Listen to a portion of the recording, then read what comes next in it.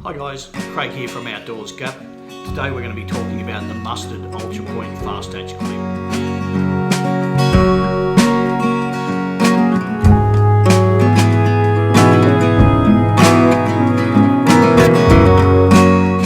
It's a great way of changing your lures without chopping into your leader.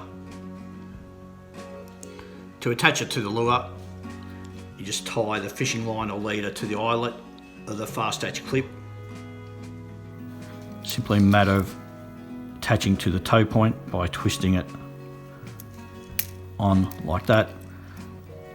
And it's done. It doesn't interfere with the lure's action. It can rotate freely.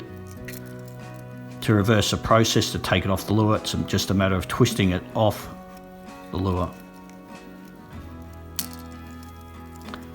And done. The Mustad Fastach clip comes in several sizes, from 0 or 0 all the way up to 5. This one's a size 3. I'm using here just for demonstration purposes. One great thing about the lure, they're also very strong. On the packet rates the actual poundage, how strong they are, the various sizes. Thanks for watching. For more information, go to Outdoors Gap in the fishing section there. There's more information about the Fastach clip on the positives and negatives on it.